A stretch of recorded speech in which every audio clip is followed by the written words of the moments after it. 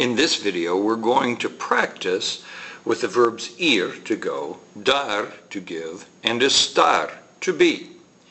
If you are not familiar with these verbs, you need to stop this video right now and look at the video Irregular Verbs ir, dar, and estar to learn the forms of these verbs. Okay, let's start with our practice. Okay, get out a small piece of paper, number from 1 to 5, and see if you can just write the form of the verb ir that goes in each one of these spaces. And see if you can figure out what each sentence means. Stop the video now and we'll be back in just a few minutes.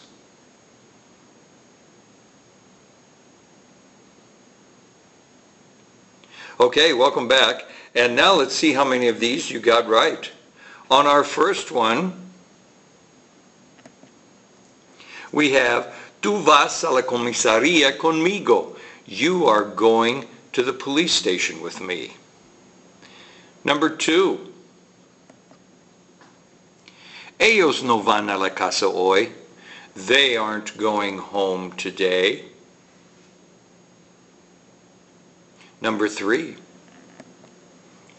Yo voy a llamar a la policía. I'm going to call the police. Number 4. Ustedes no van a la cárcel. You're not going to jail. And that's you all are not. El señor Rodríguez va a llamar su abogado. Mr. Rodríguez is going to call his lawyer. Notice in each one of these cases, all forms of the verb ir, that is vas, va, voy, van, va, vamos, are followed by the little word a. All forms of the verb ir, to go, always have the little word a behind them. Okay, let's practice a little bit with the verb dar, to give. Number on your paper from 6 to 10, and see if you can put in the correct form of the verb dar in each one of these sentences. Be careful with number 10.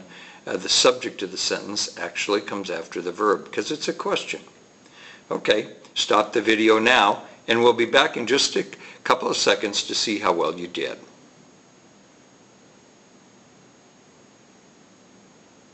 Okay, welcome back, and let's take a look at number 6. Yo doy $5 al fondo para la jubilación de la policía. I give $5 towards the police retirement fund. Number 7.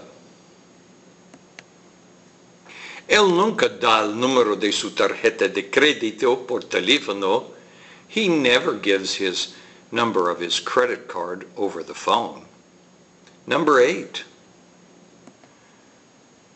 Nosotros siempre damos nuestro número telefónico a las muchachas bonitas. We always give our telephone number to the pretty girls. Number 9. Tú me das un dolor de cabeza. You give me a headache. And number 10. ¿Me dan ustedes su dirección, por favor? Give me your address, please. Or it's a question, so we would say, could you give me your address, please? It's dan because ustedes is the subject of the sentence. Okay, let's practice with the verb estar, which means to be. See if you can fill out the forms of this verb and start the video again in a few minutes and we'll go over them together. See if you can figure out what they mean as well. We'll be back in just a second.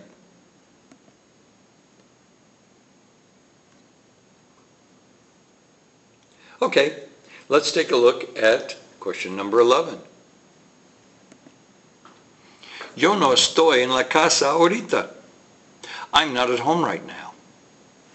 Number 12. ¿Dónde está tu mamá? Where is your mom?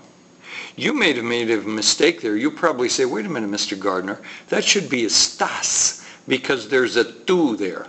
But notice the tú does not have an accent. When the tú has an accent, it means you. When the tú does not have the accent, it means your. So this is where is your mom. To review that, you need to look at our video on possessive pronouns, how to show or express possession. It's another video. Number 13. ¿Por qué estás tú en la calle esta hora de la noche? Why are you out in the street at this time at night? Notice the tú here does have an accent, so it means you, and therefore we do use the form estás in this case. Number 14. Carlos y su primo están en la cárcel otra vez. Carlos and his cousin are in jail again. Notice it's Carlos. You would think that would be está, but we've got his cousin with him, so that would make that over in the they part. Ellos and están would be the form of the verb for that. And then we have number 15. Nosotros estamos en el jardín. We're in the yard. Okay, well, we have practiced our verbs, ir, dar, and estar, our irregular forms. Thanks for watching this video, and we'll see you in the next one. Goodbye.